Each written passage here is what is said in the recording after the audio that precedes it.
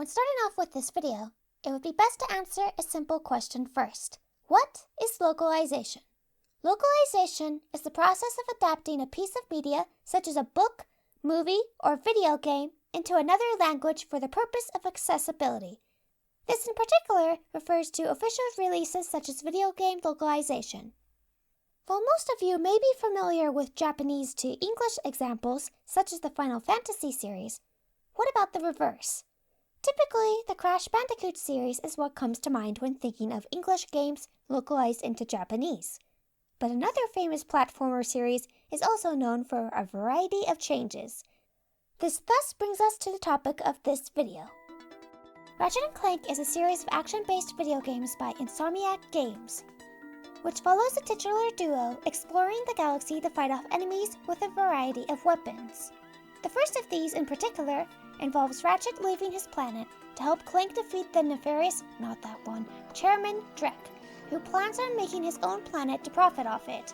While the series is well known in the US, the same can also be said in Japan. Japan in particular, according to the Game Data Room's PlayStation 2 software list, sold the first game through the Action Pack bundle deal.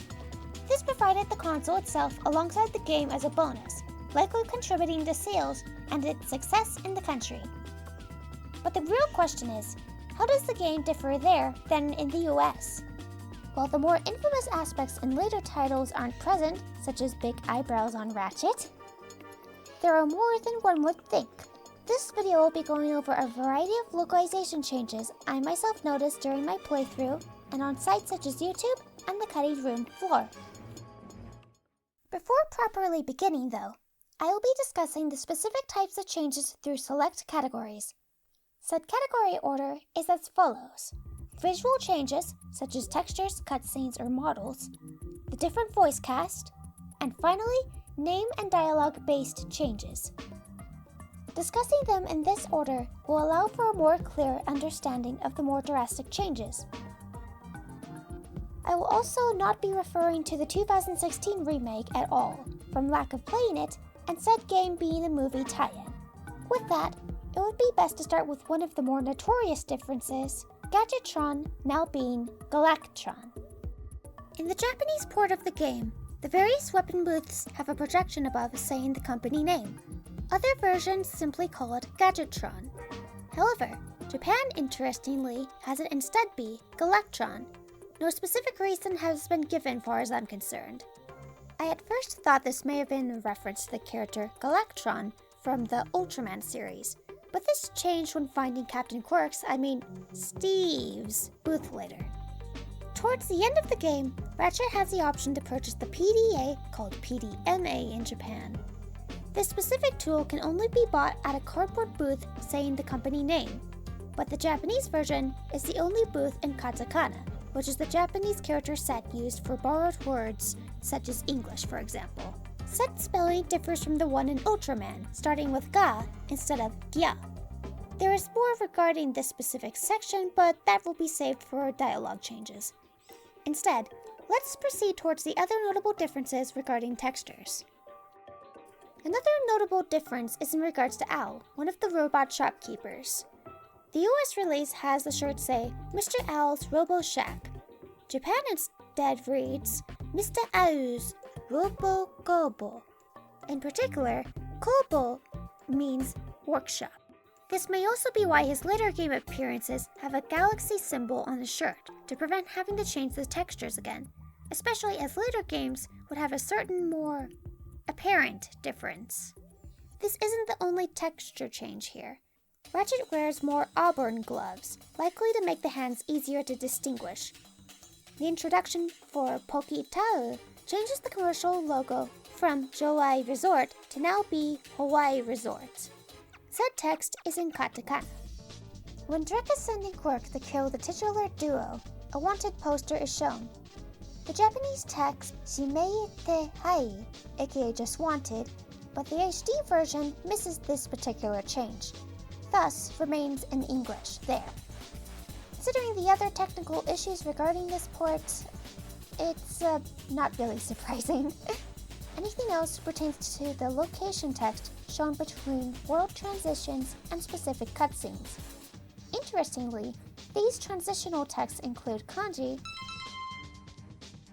Before getting to dialogue though, it would be best to go into the voice cast. The titular Ratchet and Clank are voiced by Makoto Sumura and Toru Okara.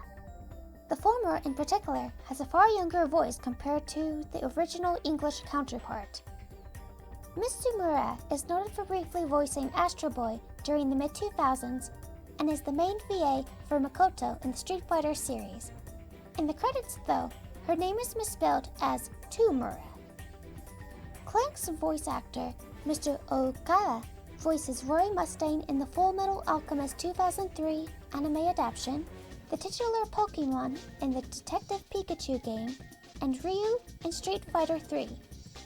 In the case of Clank though, interestingly, while going through the game, I noticed a goof. From the poisonous polluted air in Oxon, Ratchet is forced to wear a mask, which gives him a muffled voice. But the Japanese version accidentally also gives Clank this filter when talking on the same planet. Said goof is not present in English. Take a listen between these two versions and see if you can spot it. Now this guy's gonna blow up an entire planet? That's just mean. That's what I've been telling you. Look, I'm still gunning for Quark. If we end up taking out Drek too, hey, fine. What? You do care. Don't push it, pal. 惑星を丸ごと吹き飛ばすんだって？悪いやつかよ。ずーっとそう言ってたっす。じゃあクオークの野郎を倒すついでにビッグボスも倒そうぜってことだよな。文句ある？もういいっす。いいから行こうぜ。Captain Quark is voiced by Kenji Nomura, who voices Storm in Sonic Riders, Laws from Final Fantasy Advent Children, and Santana from JoJo's Bizarre Adventure. Speaking of JoJo, Skid McMark's Japanese VA is Wataru Takaki, who is noted for voicing Okuyasu alongside Kaimen from Dorohedoro and Wataru in Detective Conan. Jack's VA, who's the late Tetsuo Goto, voices Goasu in Dragon Ball Super and Big Norm in Crash Nitro Kart, while Al is voiced by Yasuhiro Takato, who is Shoulnark in the 1999 Hunter x Hunter anime adaptation. Last of all is the help desk, who's the late Atsuko Tanaka. She was Motoko Kusanagi, aka the Major in Ghost in the Shell. To get back on track, as I have been teasing, there are a variety of changes to this version regarding dialogue. Said changes are far more abundant compared to other games I have covered. Some of these outright regard character names. The most notable is the main villain Drek. The English version has him referred to as Chairman Drek. Japanese, though, has him be Big Bad Boss, Big Boss, or BBB, with the occasional inclusion of his last name Drek. Another interesting aspect regarding the game is Clank's dialogue. When speaking, rather than ending his sentences with polite form des or plain da, which is basically the equivalent of is, he ends them with su. This is a shortened contraction of des, typically done to be polite but not sound stiff in social situations. In the context of fiction, though, those that are meant to be a support character typically use this. Examples include Zushi from Hunter x Hunter, Shikamaru from Naruto, and Gureko, the Sanrio character. Alongside this, usual dialogues with him will instead use warere instead of I or me. This is because warere means we or us. Speaking of which, it's about time we go into the character's personal pronouns. Something I like to discuss with the localization videos is what Japanese first-person pronoun a few of the characters use. Because of the abundance of characters in just the first installment alone, I went ahead and made a chart. Feel free to pause and look over it before I go into specific cases.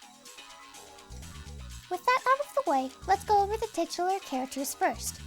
Ratchet uses oira, which, as mentioned in my previous videos, is typically used for comedic small characters. Considering Ratchet is a teen orphan who does mechanics in the original trilogy, this fits perfectly.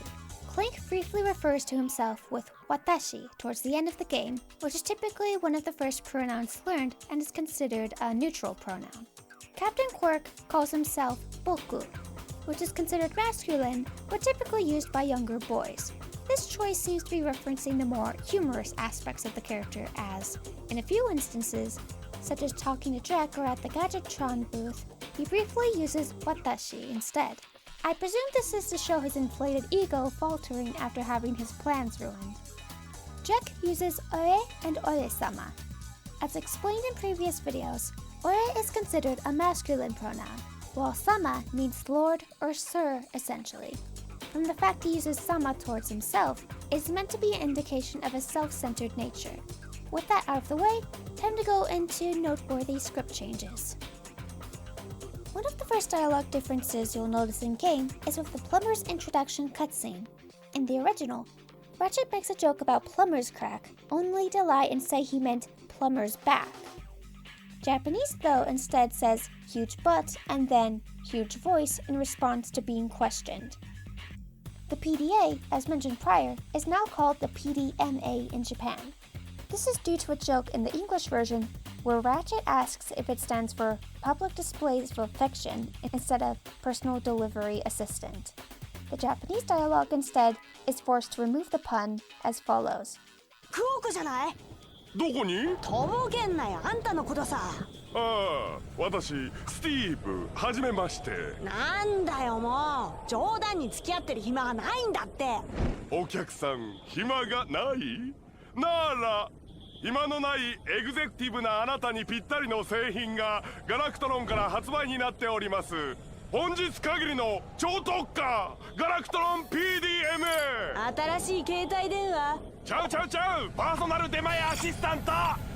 これがあれば玉切れ燃料切れの時いつでもどこでも出前が可能。はあ、うっさくせえな。ガラクトロンの製品はこの僕クオークが自信を持ってません。 The initials come from the Japanese characters pa, de, ma, and a. The m being lowercase is from it being the second character in the word demae. Another notable item name change is the Rhino. Standing for Repia New One, this particular gun is post-game only. This version of the game calls the Rhino Launcher Number 8. While boring seeming at first, the cutscene itself instead makes a pun on Hachi no Su. Hachi no Su transliterally means bee's nest and can refer to multi-hold items such as Swiss cheese.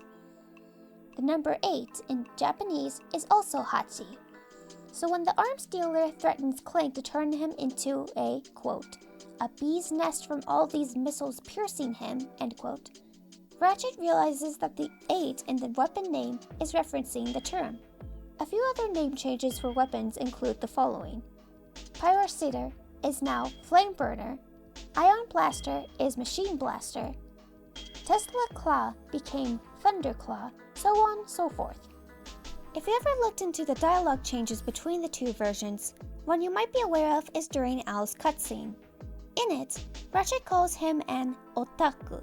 While typically associated with the anime subculture in Western circles, otaku is more so a superfan term for niche interests in general. Al's case would be technology. He also briefly uses the second-person pronoun otaku, aka you, when referring to Clank. This cutscene also includes some interesting screams. オッケー、じゃあちょっと来てね。ちょっと待って。そんな、いや。An interesting change regarding the item pickup scenes has the characters exclaim in excitement after finding a new tool or weapon, with those naturally usually being Ratchet. Furthermore, the two characters briefly speak whenever they exit their ship, and other scenes will give them sound to emote more. This is also something that was present in the previously mentioned plumber cutscene. After paying off the plumber, extra dialogue is added where the plumber says bye as he's leaving, and the duo get confused. 俺じゃあどこへ行くの？逃げろあの下水パイプいけるんだ。One difference I was shocked to find not discussed online is in regards to the ending. After the titular duo destroy Drek's fake planet, they landed back on Zeldin. where Clank's arm breaks and Ratchet begins to leave. As Clank starts to wobble away though, Ratchet returns and asks where he's going. The in-between of these two moments has no dialogue, but the Japanese localization team included extra dialogue where subtitles aren't provided. Clank's thoughts are as follows. どうでもいいだろうって。そっか。もうボスは倒したし、こんな壊れたロボットと一緒にいる意味はないっすよね。でも。